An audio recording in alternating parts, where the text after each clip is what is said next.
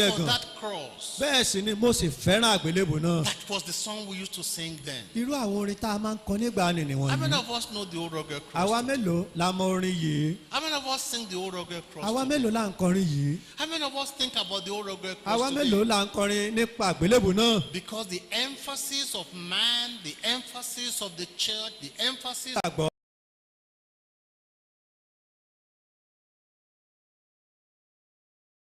self-esteem. àní ìgbésókè ìgbéga fún ara We are ẹni. living in an age where do it yourself. We can teach you how you are going to do everything you want to know, and you do it yourself. À ń gbégbé ayé ní Therefore, prepare the church for is exactly what is happening today, and that's why we need a message like this in a time like this. bẹ́ẹ̀ sì ni ohun tí Jésù tó ń pèsè ìjọ sílẹ̀ fún ó ní àwọn nǹkan tá à ń bá pàdé lóde òní. Bẹ́ẹ̀ sì ni ìdí gan nìyí tí ìjọ fi nílò irú ìwàásù yìí tó fi ṣe pàtàkì fún ìjọ. We're in a time when the self wants to be on the ascendance. A wà ní àkókò èyí tó jẹ́ wípé ẹran. The tendency to always exalt self is very, very high. A wà ní àkókò tó jẹ́ wípé onírúurú ìpèníjà ló ń dojúkọ ènìyàn kò tó jẹ́ wípé nípa orí ọ̀fẹ́ Ọlọ́run. You will be a true disciple of Ìwọ Jesus. ó jẹ́ ọmọ ẹ̀yìn tòótọ́ ti Kristi. You will crucify the flesh. Ó sì gbé fún ògo Ọlọ́run lórúkọ Jésù. Three things we're going to consider in our message this afternoon. Ohun mẹ́ta lágbéyẹ̀wò ní ìwàásù wa lọ́sàn-án yìí. One, Ìkíní, we'll look at the call and ti ìṣẹ́ra ẹni. the Lord is calling all of us for self-denial. Olúwa ń pè wá fún ìṣẹ́ra ẹni. And then later, Bákan we'll náà see lẹ́yìn ọ̀rẹ́ yìí. consecration and commitment for trustworthy disciples. A wo ìfaraẹnijìn àti ìfaraẹnirúbọ ti àwọn onígbàgbọ́ àwọn ọmọ ẹ̀yìn tó fara wọn fún And Ọlọ́run. finally, we'll look at continuity and crown of magnificence for tested disciples. Bákan náà la ṣàgbéyẹ̀wò ìtẹ̀síwájú àti adé fún àwọn tó ń tẹ̀síwájú títí dé ilé ológo. The call and consecration for self-denial. Ìpè àti ìfaraẹnijìn fún ìfẹsẹ̀rẹ̀ ẹni. We have read Mark chapter 8 before. Let's read it again. A ti kà ní Máàkù orí kẹjọ tẹ́lẹ̀ ẹ̀tíyá tó kà lẹ́ẹ̀kan sí. Mark chapter 8. Máàkù orí kẹjọ We read in verse 34. à ń wo ẹsẹ̀ ìkẹrìnlélọ́gbọ̀n. And when he had called the people unto him with his disciples also, he said unto them, Whosoever will come after me, let him deny himself and take up his cross and follow me.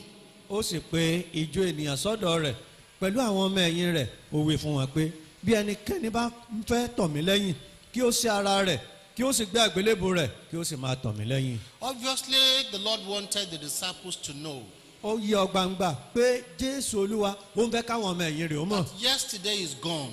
pé àná ti ré kọjá lọ There's a new day. ọjọ́ ọ̀tún lè yí. And when I told you to come and follow me Tí n bá sì pè ọ́ pé kó o máa tọ̀ mí lẹ́yìn yesterday, lánàá and you followed me yesterday, tó o sì tẹ̀lé tọ̀ mí lẹ́yìn lánàá you are still with me today. tó o sì wà pẹ̀lú mi títí dòní. There is more for you to know. Àní nǹkan kan wà tó yẹ kó o mọ̀. And what you now need to know Ohun tó sì yẹ kó o mọ̀ náà is ni that coming after me has some demand. òun náà ni pé ohun títọ̀ mí lẹ́yìn rẹ o ó ń béèrè fáwọn nǹkan kan. Now that you are following me, Nísinsìnyí tó ń tọ̀ mí lẹ́yìn there's a stage in this followership when you must deny yourself. àní àwọn ìpele kan ń bẹ ní bó o ṣe ń tọ̀ mí lẹ́yìn tí ó nílò pé kó o ṣe ara rẹ. They call it self-denial. A pè é ní ìṣẹ́ra ẹni. When you will deny yourself. Nígbà tó mọ̀ọ́mọ̀ ṣe ara rẹ We'll come back to this. ó padà sí orí But let's èyí. look at Hebrews chapter 11 A padà sórí èyí ẹja wo Hébérù orí kọkànlá. and see some people who also followed the Lord. Ká sì wo àwọn kan tí wọ́n tọ̀ Olúwa lẹ́yìn In bákan náà. Hebrews chapter 11, Hébérù orí kọkànlá I read from verse 24. n ó ka ẹsẹ̀ ìkẹrìnlélógún. Hebrews 11 verse 24. Hébérù orí kọkànlá ẹsẹ̀ ìkẹrìnlélógún. By faith, Moses, when he was come to years, refused to be called the son of Pharaoh's daughter. Nípa ìgbàgbọ́ ni Mósè nígbà tí ó dàgbà ó kọ̀ kí a máa pe òun lé ọmọbìnrin Fáráò. Choosing rather to suffer affliction with the people of God than to enjoy the pleasures of sin for a season. Ó kúkú yàn àti máa bá àwọn ènìyàn Ọlọ́run jìyà ju àti jẹ fàájì ẹ̀ṣẹ̀ fún ìgbà díẹ̀. Esteeming the reproach of Christ greater riches than the treasures in Egypt, for he had respect unto the recompense of the reward. Ó ka ẹ̀gàn Kristi sí ọrọ̀ tí ó pọ̀ ju àwọn ìṣúra Egypt lọ nítorí tí ó ń wèrè náà. By faith he forsook Egypt, not fearing the wrath of the king, for he endured as seeing him who is invisible. Nípa ìgbàgbọ́ lé ó kọ Egypt sílẹ̀ láì bẹ̀rù ìbínú ọba nítorí tí ó dúró ṣinṣin bí ẹni tí ó ń rí ẹni àìrí. We are given here the example of Moses. A fàpẹẹrẹ Mósè hàn wá níyì. You know Moses, Àmọ́ Mósè he was born at a very difficult time. a mọ̀ pé a bí ní àkókò tó nira. Just as things are hard, we want to think of in Nigeria today, in the time of Moses, things were harder. Gẹ́gẹ́ bí nǹkan ti nira lórílẹ̀‐èdè Nàìjíríà tó bá fẹ́ rùn pa rẹ̀ lónìí síbẹ̀ lákòókò náà nǹkan nira jù bẹ́ẹ̀ lọ. Because Nigeria today, things are not bad that so that by the time you kill a male, you give birth to a child, then the soldiers will come or the policemen will come and they will kill the babies. Torí nǹkan ò burú tó ti gbà náà léyìí tó jẹ́ wípé tó bá bímọkùnrin lórílẹ̀‐èdè Nàìjíríà lónìí láwàá rán àwọn ọmọ ogun tàbáwọn ọlọ́pàá wá láti pàrọ̀ ọmọ bẹ́ẹ̀. In the time of Moses, it was that bad. Ṣùgbọ́n lákòókò tí Mósè ò burú jù bẹ́ẹ̀. But Moses grew up. Ṣùgbọ́n Mósè dàgbà. He was kept by grace. A sì pamọ́ nípa orí And ọ̀fẹ́. somewhere along the line, Bẹ́ẹ̀ sì ni bí nǹkan ṣe ń lọ. he was not just kept by grace, Kì í kàn ṣe pa apámọ́ nípa orí he was ọ̀fẹ́. blessed by grace. Ṣùgbọ́n àbùkún nípa orí ọ̀fẹ́. Because out of the thousands and thousands of other boys that were born at this period, Torí lákòókò ìgbà tá a bí láàrin ọ̀pọ̀lọpọ̀ ẹgbẹ̀lẹ́gbẹ̀ àwọn ọmọkùnrin.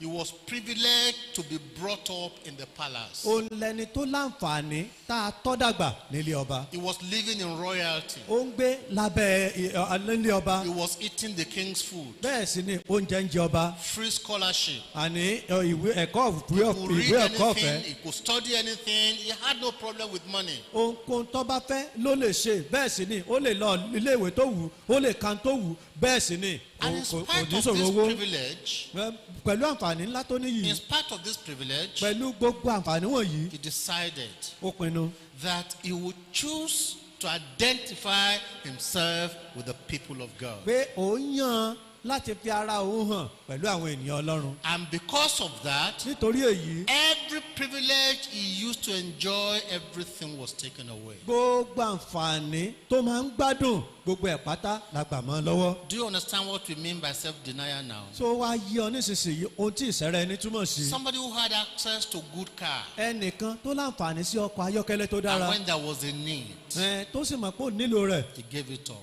Ṣùgbọ́n ọ̀pá tì. Somebody who had access to good education, Ẹnìkan tó láǹfààní sẹ́kọ̀ọ́ tó dára. because there was a special challenge Torí pé ìpèníjà àkànṣe kan wà. that to make him to choose that education or Jesus, Tí yóò mú kó yàn láàrin Jésù tàbí ẹ̀kọ́ náà. he chose Jesus. Ṣùgbọ́n ó yan Jésù. That is the kind of self-denial. Eléyìí ni irú ìṣẹ́rẹ́ ẹni tá à ń And for sọ. Moses, Nítorí náà ní ti Mósè. self-denial here meant that his option, his desire, choosing rather to suffer affliction with the people of God than to enjoy the pleasures of sin. Èyí ni pé pẹ̀lú gbogbo àǹfààní tó ní síbẹ̀ ó kúkú yàn àti máa bá àwọn ènìyàn Ọlọ́run jìyà ju àti jẹ fàájì ẹ̀ṣẹ̀ fún ìgbà díẹ̀ lọ. The Bible says he esteemed the reproaches of Christ greater riches than the treasures of Egypt. Bíbélì wípé ó ka ẹ̀gàn Kristi sí ọrọ̀ tí ó pọ̀ ju àwọn ìṣúra Egypt lọ.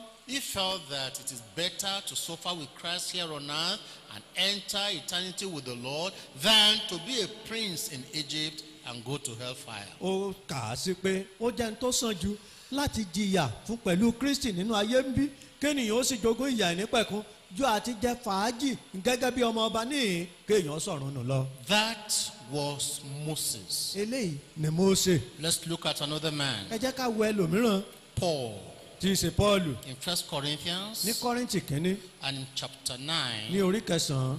1 Corinthians chapter 9, Kọ́ríńtì kínní orí kẹsàn-án verse 27. ẹsẹ̀ ìkẹtàdínlọ́gbọ̀n. See this apostle Paul apostoli nìyí. well learned, Ẹni tó kàwé gboyè. successful lawyer. Ẹni tó ṣàṣeyọrí gẹ́gẹ́ bí onímọ̀ òfin. Read from verse 26. Kà á látẹsẹ̀ ìkẹrìndínlọ́gbọ̀n. I therefore so run, not Nítorí as náà. uncertainly.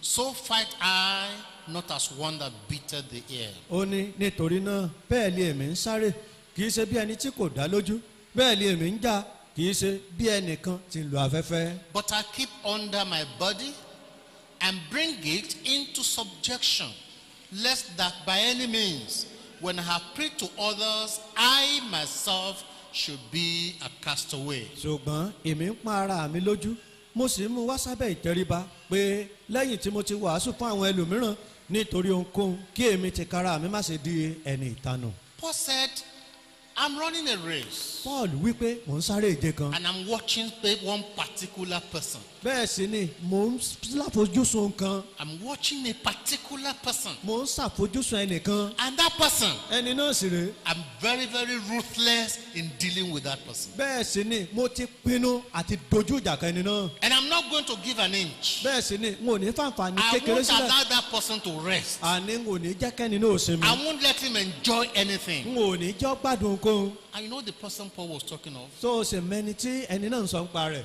Himself. Ara ẹ̀ ní ń sọ nípa rẹ̀.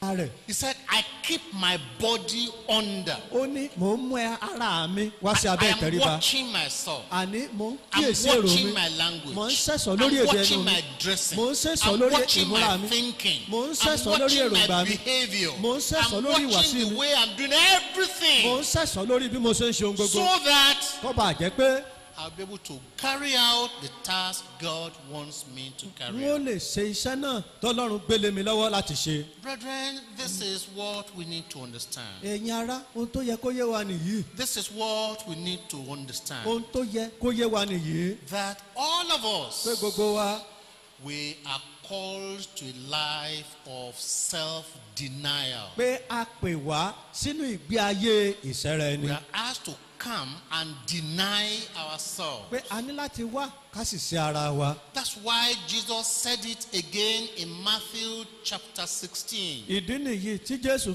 tó tún fi sọ lẹ́ẹ̀kan sí ní Matthew orí Matthew kẹrìndínlógún. chapter 16 Matthew orí kẹrìndínlógún and in verse 24. ní ẹsẹ̀ ìkẹrìnlélógún. Matthew 16:24. Matthew orí kẹrìndínlógún ẹsẹ̀ Then ìkẹrìnlélógún. said Jesus unto his disciples, if any man or any woman for that matter will come after me, let him deny himself and take up his cross and follow me. Nígbà náà ni Jésù wí fún àwọn ọmọ ẹ̀yìn rẹ̀ pé bí ẹnìkan bá ń fẹ́ láti tọ̀ mí lẹ́yìn kí ó ṣe ara rẹ̀ kí ó sì gbé àgbélébù rẹ̀ kí ó sì máa tọ̀ mí lẹ́yìn. He said it in Mark. Ó sọ ní Máàkù, He said it in Luke. ó sọ ní Lúùkù, He said it in Matthew. ó sọ ní Mátíù. That if any man will come after me, Pé bí ẹnikẹ́ni bá fẹ́ tọ̀ mí lẹ́yìn let him deny himself jẹ́ kí ó ṣe ara rẹ̀ and follow me. kí ó sì máa tọ̀ mí The lẹ́yìn. Lord wants us to follow him. Ọlọ́run fẹ́ ká tọ̀ ń lẹ́yìn. He wants us to carry out this assignment. Ó ń fẹ́ ká ṣe ojúṣe yìí. And he wants us to do it every time and to do it daily. Ó sì ń fẹ́ ká ṣe ń gbà gbogbo àti To lójoojúmọ́. do it every day. Ká máa ṣe lójoojúmọ́ Every time. ní gbogbo àkókò. Luke chapter 9 verse 23. Lúùkù orí kẹsàn-án ẹsẹ̀ ìkẹtàlélógún. And he said to them all, if any man will come after me, let him deny himself and take up his cross daily, and follow me. Ó sì wí fún wọn gbogbo wọn pé bí ẹnìkan bá ń fẹ́ láti máa tọ̀ mí lẹ́yìn kí ó ṣe ara rẹ̀ kí ó sì gbé àgbélébù rẹ̀ ní ijọ́ gbogbo lójoojúmọ́ kí ó sì máa tọ̀ mí lẹ́yìn. This is what the Lord expects us to do. Ohun tọ́lọ́run retí ká ṣe nìyí. To take up our cross Ká gbé àgbélébù wa daily. lójoojúmọ́. There's a man called Arthur Blessitt. Ọkùnrin kan wà tá à ń pè ní Arthur Blessing. Arthur Blessitt is still alive now. Arthur Blessing sì wà láàyè síbẹ̀. And for about 40 years now, Fún bí ogójì ọdún sí ìsìn. he has been carrying cross. He looked for one heavy cross. Ó ti ń gbé àgbélébù kiri bẹ́ẹ̀ sì ni yóò wá àgbélébù kan tó wúwo ó sì ń gbé And kiri. he was carrying it from one place to another. Ó sì ń gbé láti ibìkan sí ibìkan. And he said he was practicing this verse. Ó ní ẹsẹ̀ yìí gan ló ń fi sójú ṣe. And in a way, it's okay. Lóòótọ́ ọ̀dà lóòótọ́. Because he was using that cross to draw the attention of people, and then he would talk to them about Jesus. Torí pé ó ń lo àgbélébù yìí láti fa ojú àwọn èèyàn mọ́ra, bẹ́ẹ̀ sì ni lẹ́yìn èyí yóò bá wọn sọ̀rọ̀ Ọlọ́run. I remember that when I was just finishing my secondary school, bẹ́ẹ̀ sì ni mo rántí pé ńgbà mo ń parí ilé ìwé girama mi. he carried that cross to our town. A gbé àgbélébù yìí lọ sí ìlú wa. And he was preaching the gospel. We went there to see him. Bẹ́ẹ̀ sì ni ó ń wàásù, ó ń lo àgbélébù yìí ó fi ń wàásù. Until today, Bẹ́ẹ̀ ni títí dòní, he's still carrying that ó cross. sì ń gbé àgbélébù náà And kiri. Jesus says, we are not talking here just of an ordinary cross. Ṣùgbọ́n a máa sọ nípa àgbélébù tá a We're fojú rí talking nìkan. of continuity, Ṣùgbọ́n à ń sọ nípa of something títẹ̀síwájú, that has to be done nípa ohun tó yẹ ká ṣe. on a regular basis. Àní lójoojúmọ́. But then you want to ask me, Síbẹ̀ ó fẹ́ bi mí you're talking léèrè. of this self-denial. What is self-denial? Ìsẹ́rẹ́ni kí gan ló túmọ̀ sí gan. What does we mean by Kí self-denial? ló ń tẹ̀ ń sọ nípa sísẹ́ra ẹni Let yìí? me tell you what self-denial is not. N ò ní sọ tí ìsẹ́ra ẹni ọ̀jẹ́. Self-denial is not when you cannot eat certain food because doctor said don't eat it. Ìsẹ́ra ẹni kì í ṣègbà tó o bá lè jẹ àwọn oúnjẹ kan torí pé dókítà sọ pé ò gbọ́dọ̀ jẹ wọ́n. Maybe because you have diabetes. Bóyá torí pé onítọ̀ ṣúgà. And then they said, you don't eat this food, don't eat this food, don't eat this.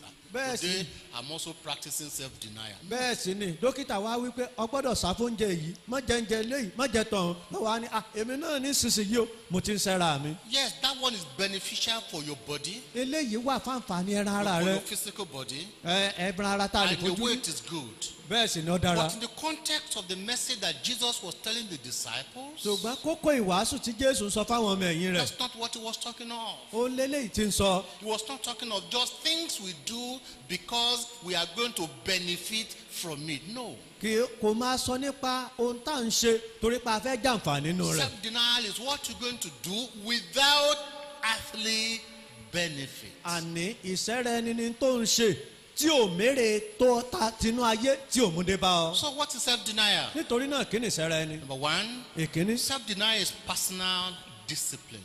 Ìṣẹ́ra ẹni òun náà ni ìkóra ẹni níjàánu àkọ́kọ́ Discipline nìyẹn. to obey the scriptures. Tó o bá fẹ́ gbọ́ràn sí ìwé mímọ́ lẹ́nu. Discipline to do the word of Tó o God. fẹ́ tẹ̀lé ọ̀rọ̀ Ọlọ́run. Discipline to listen to what God is saying. Àní tó o fẹ́ fara rẹ sábẹ́ àkóso débi pọ̀ tẹ́tí Discipline sọ̀rọ̀ to Ọlọ́run. do right. Àní o fẹ́ ṣe ń To tọ́tọ́ live right. láti gbégbé ayé tọ́tọ́ You know nù. the scripture says it, Ohun tí ìwé mímọ́ bá wí and you say yes, sir. lòun wí pé mo ti gbọ́ o. God demands it. Ọlọ́run béèrè You fún say I'm ready, mo Lord. ṣetán àti ṣe.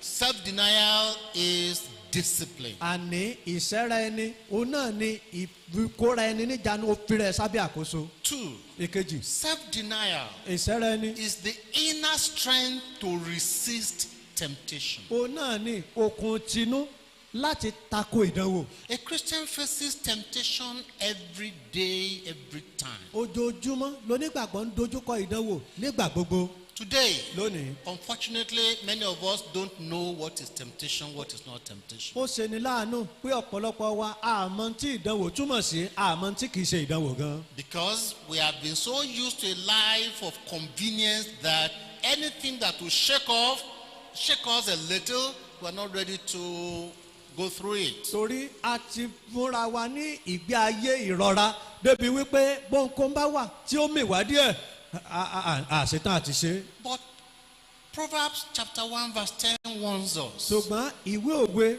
orí kẹwàá ẹsẹ̀ ìkíní sọ fún wa. Says, my son, Ó ní ọmọ mi and my daughter too should listen. àtọmọbìnrin mi pẹ̀lú tẹ́tí gbọ́ mi. When sinners entice thee, Pé bí ẹlẹ́ṣẹ̀ bá ń tàn ọ́ consent thou not. ìwọ má ṣe gbà. Sinners have just one business in the world today: Àwọn ẹlẹ́ṣẹ̀ ojúṣe kan tí wọn nínú ayé to nìyí. turn the believer away from Jesus unto sin, unto ungodliness. Òun náà ni láti yí onígbàgbọ́ kúrò lọ́dọ̀ Ọlọ́run kúrò nínú ìwà bí Ọlọ́run sínú ìwà àìwà bí Ọlọ́run. And the pressure, financial pressure that many are facing today Bẹ́ẹ̀ sì ni ìtinilọ́pọ̀npọ̀n tọ́pọ̀lọpọ̀ ń dojúkọ nípasẹ̀ owó lónìí. It's making many to want to cut corners. ó mú kí ọ̀pọ̀lọpọ̀ fẹ́ dọ́gbọ́n sí i. We were talking to our children in the morning. À ń bá àwọn ọmọ sọ̀rọ̀ láàárọ̀. I was telling them about the problem of examination malpractice. a sì ń sọ fún wọn nípa ọ̀nà táwọn èèyàn ń gbà láti jíwèé wò ní And ìdánwò. everybody is doing it. bẹ́ẹ̀ sì lọ̀pọ̀ ní í ṣe.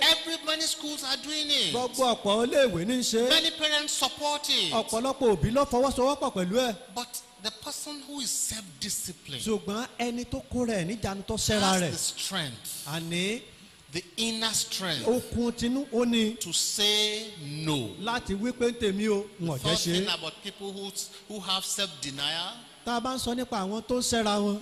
they understand the concept of delayed gratification. àní òye pé ohun tá a fẹ́ gbádùn rẹ̀ tá a fà á sẹ́yìn tàbí ó lọ́nlẹ̀ There is òye a wọn. concept we refer to as delayed gratification in our normal behavior and the way you do things. àwọn nǹkan kan wà tó jẹ́ wípé a lè tọ́ka sí gẹ́gẹ́ bí ìpè ìgbádùn tó yẹ ká gbá ọwọ́ ńlẹ̀ tàbí ọ̀fà ńlẹ̀ a fà á sẹ́yìn. You know, it's like this. ohun tá à ń sọ ni pé Maybe you are going out in the morning bọ́yọ̀ ń jáde lọ láàárọ̀ and then you know you will not be back for some time. ó sì mọ̀ pé ò ní tètè dé So you get your children's food, ó ti pèsè oúnjẹ sílẹ̀ fáwọn ọmọ. their breakfast, oúnjẹ àárọ̀ this is the lunch, oúnjẹ ọ̀sán rèé and then you go out. bákan náà ọwọ́ á jáde.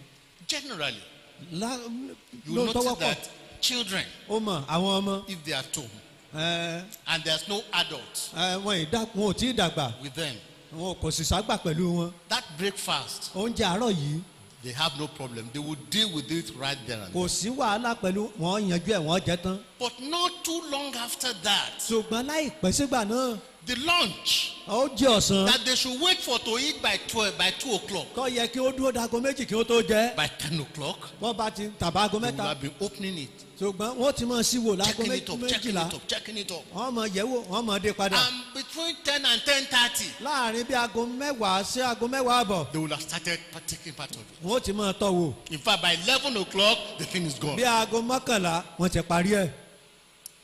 They don't understand what is delayed gratification.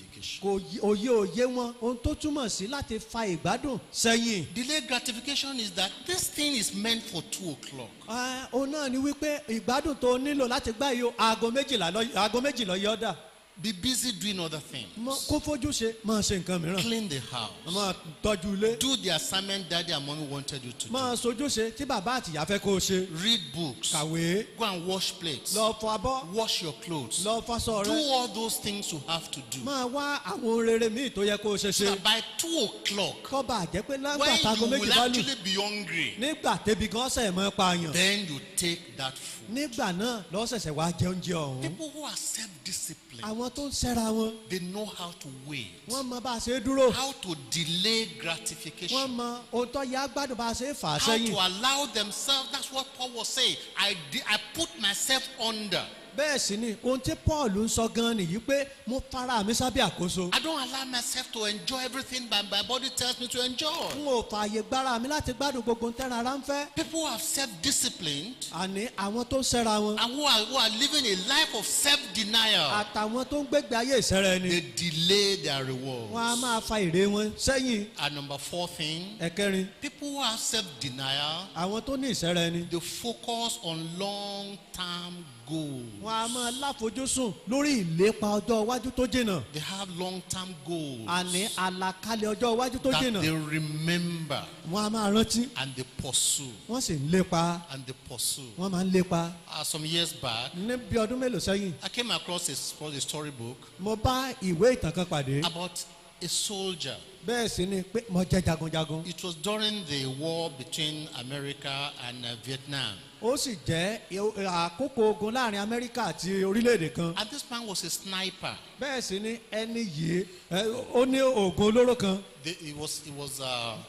He has a gun that can shoot long range at a particular person. ó ní ìbọn kan tó jẹ́ pé atamátàsé ni tí máa ta tó lè ta ẹni tó jìnnà. And they sent this man bẹ́ẹ̀ sì ni ó ń gbé ọkùnrin yìí. that he has to go to the camp of the enemy ó ń sọ fún un pé kó lọ sáàrin àwọn ọ̀tá and shoot the general in Cause- charge of that camp. kó sì lọ ta olórí ogun láàrin ogun ọ̀tá yìí. And this man, bẹ́ẹ̀ ni ọkùnrin yìí he took 10 days ó gbà á lọ́jọ́ mẹ́wàá crawling tó sì ń rábàbà ńlẹ̀ to get to that camp. láti lè dé àárín àwọn ọ̀tá. And he was there. ó sì wà ń bẹ̀. He was alone. ó nìkan ni. No other person was there to support him. kò sẹ́lòmíràn tó lè ràn lọ́wọ́. And he spent another 2 days bẹ́ẹ̀ sì ni ó tún lo ọjọ́ méjì to mìíràn watch the movement of the people in the camp. láti sẹ́sọ̀ kíyèsí báwọn èèyàn ní àárín àwọn ọ̀tá wọ̀nyí bí wọ́n ṣe ń lọ tí wọ́n ń bọ̀. And then he recognized the man who was asked to shoot. bẹ́ẹ̀ sì ni òye wá yẹ ọdẹ ni tí ó fẹ́ tà ń bọn ọ̀dà mọ̀. And from that place where he was, bẹ́ẹ̀ sì ni níbi tó wà ní. he shot just one bullet. bẹ́ẹ̀ sì ni ọta àbọ̀ kan péré lọ́ta. And the bullet hit the man, ọta àbọ̀ náà bá ní and ọ̀hún. the man died. bẹ́ẹ̀ sì lọ lórí ogun náà And ó kú. naturally, because of what happened, the people will be rolling around, and he was able to escape. bẹ́ẹ̀ sì ni torí ohun tó ṣẹlẹ̀ olúkúlùkù ń sásìn sásọ̀hún bẹ́ẹ̀ sì ni òun lè sásàlà. He had focus, torí ó láfojúsùn. long-term goal. àní ìlépa ọjọ́ iwájú. It took him 10 days to even get there. àní ó lè gbà á lọ́jọ́ mẹ́wàá kó tó débẹ̀. He didn't stop. bẹ́ẹ̀ ni kò dúró. People who have self-denial don't stop because of difficulties, because things are not the way they thought it would be. àwọn tó ní sẹ́ra ẹni wọn ì dáwọ́ dúró tàbí dá ìrìn àjò wọn dúró torí àwọn ìnira tí wọ́n bá pàdé. And people who have self-denial, àwọn tó ní sẹ́ra ẹni they are humble people. wọ́n jẹ́ onírẹ̀lẹ̀. They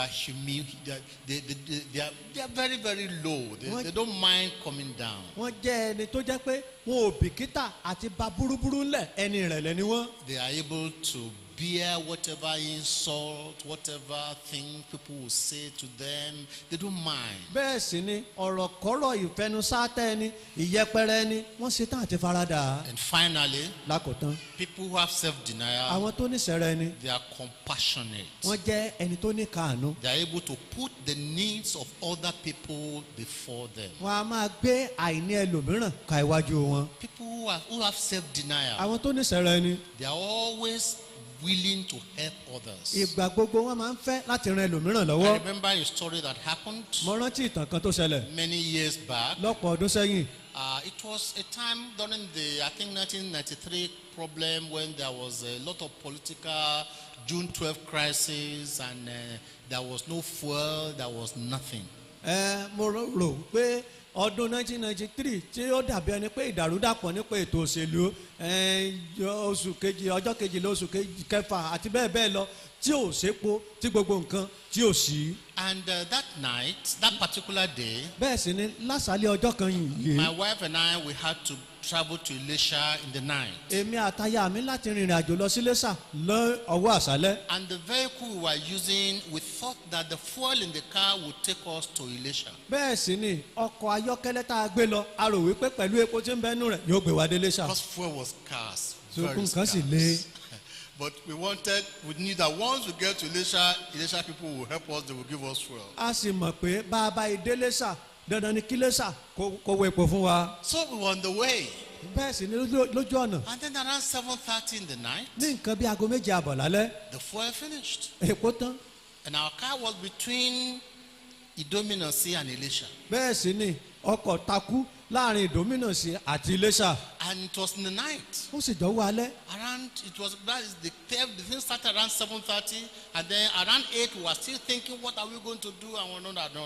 bẹ́ẹ̀ sì ni èyí ṣẹlẹ̀ láago méje àbọ̀ títí daago bíi mẹ́jọ a tún ronú kí là á ṣe o kí là ìgbésẹ̀ wo la gbé. It wasn't a situation where you would say, I'm going to buy fuel. You don't know where you get fuel. kì í ṣàkó tó lè wí pé jẹ́ ń sáré lọ repo kò sépo níbì kankan. It wasn't at a time when there were telephone calls. Then you can't make calls to anybody. There was no GSM. kì í ṣàkó tó lè tẹnikẹ́ni láago pé ẹ bá ń gbépo wá kò sí ẹ̀rọ ìbánisọ̀rọ̀. And so we sat there by the roadside. bẹ́ẹ̀ ni àwa dúró lẹ́bàá ọ̀nà. Jerry can in hand. àwa juwọ́lẹ̀ fún mọ́tò. And lo and behold, kíyèsí one man parked ọkùnrin kan ò dúró. almost opposite us. àní lẹ́gbẹ̀ẹ́ wa. And when the man parked, nígbà tọkùnrin ìdúró. he got down from the vehicle. pẹ̀lú ọ jáde nínú And ọkọ he rẹ̀. said, no fuel. ó wí pé kò sépo We ní. said, yes, sir. a wí pé bẹ́ẹ̀ ni sa. There's no fuel. kò sépo. The man looked up. ẹni náà And he was driving a pickup, ó wò wá bẹ́ẹ̀ sì ni ọkọ̀ akẹ́rù gan ni wà Peugeot pickup. àní ọkọ̀ pijó. And that Baba went to the back of the vehicle ẹni náà ó sì lọ sí ẹ̀yìn ọkọ̀ rẹ̀ and he brought a gallon of ó petrol. wá gbé gálọ̀nù epo. And he said, I went to the station to queue up the whole day for this gallon. ó wí pé gálọ̀nù epo tí mo gbé lọ́yìn látàárọ̀ ni mo ti lọ lé epo láti lọ tò fún un. But here you are.